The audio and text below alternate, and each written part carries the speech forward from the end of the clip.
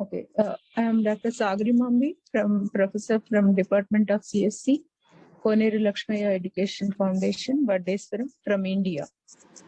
So today's my topic is about predicting the disability in patients with multiple sclerosis using Newton CG deep Rcnn learning model. So this is the outline of my topic. So I will just show you about abstract and introduction, and this is a survey research article. So some literature survey and the gaps we identified through the literature, and the objectives of methodology, analysis, and some conclusion finally. So here our study proposes a novel approach for predicting the disability of the patients who are suffering with the multiple sclerosis using the Newton CG deep Rcnn deep learning model. So actually MS is a neurological disorder which affects the central nervous systems and causes various disabilities. So neurologists and radiologists are required to decide and identify the disease and the progression of the disease, and at the same time to find out whether there are any relapses or not. So here this model will assist the healthcare professionals for identifying the conditions and what is the position of the patient and how many days he may be again relapse. So the main aim of this model is to help the healthcare professionals. So here we implemented this model by using deep region-based convolution neural network, which scans the MRI images and predict the level of the disability. So the level of the disabilities may be having various scales from 0 to 7. And among those disabilities, it will predict what is the level of the disability, and also identify the lesions where the shape of the lesion and the density of the lesion, where actually the patient is suffering, which area they found the lesions. So here we are using the Newton CG optimizer also to optimize and tune our model. So here we are having 60 to 100 patients we have collected, and using those patients' data, we have implemented this model. So as I said, this multiple sclerosis is a chronic autoimmune disease and which affects the central nervous systems. And mostly it observes in women age between 20 to 40. So to detect this and to diagnose this, MRI scans are best suitable. So where they can identify 90% of the disease and the progression of MS. So to scan those images and to identify the various segments of that image, we are using deep learning techniques and to identify the MS at an early stage. So there are a lot of research is going on by various deep learning models are used to recognize MS here in the patients, and also several deep learning models are used here. So we proposed one deep learning model where we have created a framework with Newton RG optimization techniques and with the region-based convolution neural network. So here it will predict, the main aim of this model is to predict the disability factor. So this is the survey of the literature. We observed various papers starting from 2008 to 2022. So here we observed some of the scientists, researchers are working on this. So here the first paper we observed here is they have used only very limited data sets, that is 20 training cases and 25 for testing, and 3D images. And later on, I have studied some of the papers which worked with brain tumors also, so that to identify how the images are segmented and how they are applying the segmentation process. So here in this paper, in this article, they have worked with the feed forward and back propagation network, FFBN, and the important features are extracted through LDA and PCA models, PCA algorithms. And another paper I have studied here is classification of brain tumors. So here they have used a wavelet transfer model, so which may be used for the classification. And another one is here they have Decker and researcher. They have worked with the progression, so predicting the clinical progression. So after once they got identified as a multiple sclerosis, so 6 to 12 years gap, they have collected the images and identified the progression levels. So this helps me to very lot to get the score of progression here. So the score is measured with EDSS scores. So as I said, it is in between 0 to 7 here.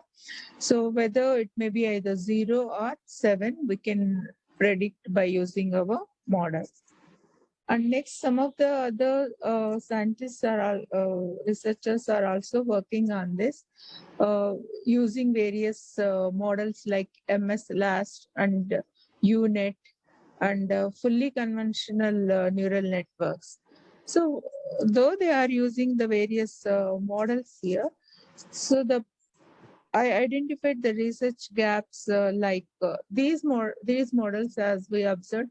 Some of the models are using some statistical methods like LDA and PCA, and SPS is also used to analyze the relations between those variables and also identify which are the extracting the features.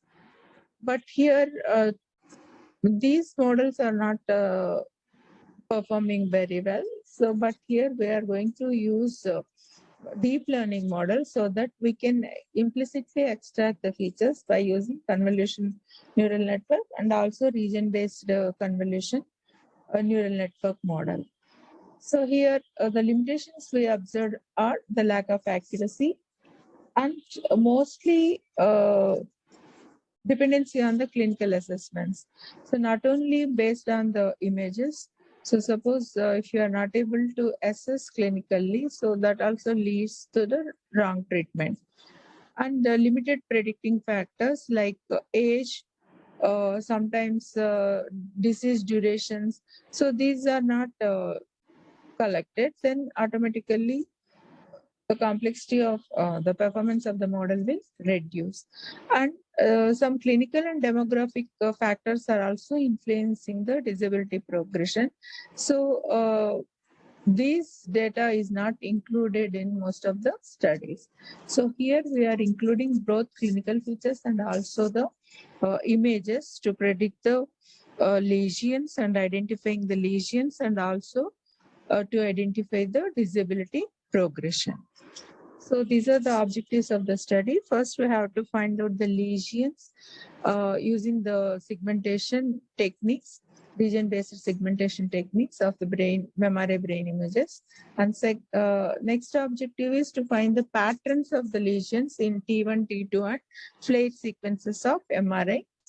And third one is to find the progression score. So these three are the main objectives. And this is the methodology we done. So we collected first for the training, we used 60 patients. So among 100, we used 60 patients MRI images for training. And then later on, we pre-process the images. So remove the noise and various shaped images are standardized into one particular shape. And because this data is very limited data, so by using data augmentation, GAN model, using Newton CG optimization technique, we created several new images or sample images. So this data augmentation helps us to generate more number of images so that we can include these images in the training. So after all the images are developed, and here the similarity between the existing images, newly generated images, is done by the Newton CG method. Later on, each image is segmented by using region-based convolution, the network, and this model detects whether the image is having lesion or not. So once lesion is detected, we have to find the patterns. So here the lesion can be observed in T1, T2, and the flare sequences. So we have to identify the patterns. Mainly the lesions can be observed from MS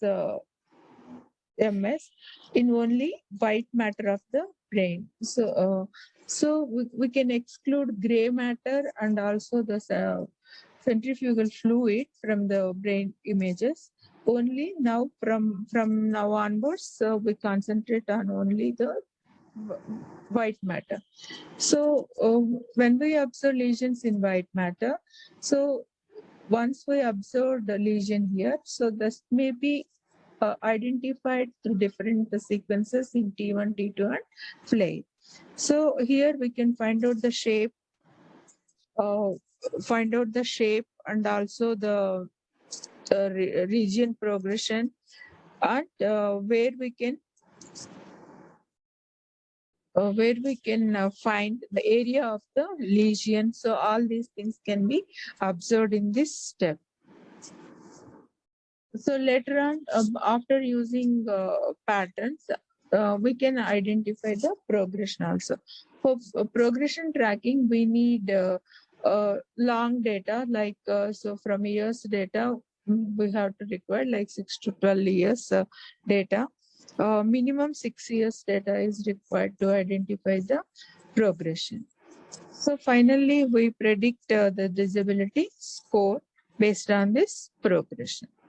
So the same thing I have just mentioned. So how we have collected the data from various patients, and not only the images, but also we have collected the relapse history, disability score, and all the remaining treatment information. Because here the disability score is not only assessed by images, but also by using the clinical features.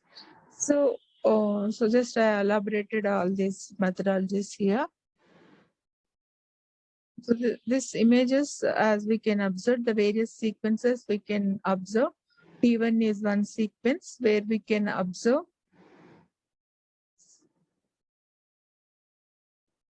the gray part on the centrifugal fluid. The black is considered as a centrifugal fluid. So the gray part and the white part. So generally in white part only we can find the lesions. So these are the lesions.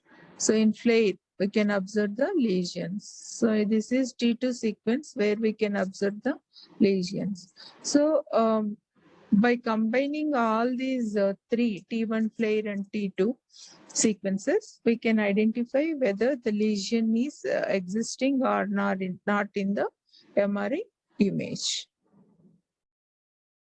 So because of the time here, I'm not explaining full algorithm. So this algorithm, the main aim of this algorithm is to generate the images, the new images. Data augmentation is done with this new images. So here X may be considered as an old image, existing image, and Y may be considered as a newly generated image. And the main aim of this algorithm is to minimize the distance between the two images. So we are going to minimize the distance between two images. That means the similarities must be more compared to these images, and we have to reduce the dissimilarities. So that with this aim,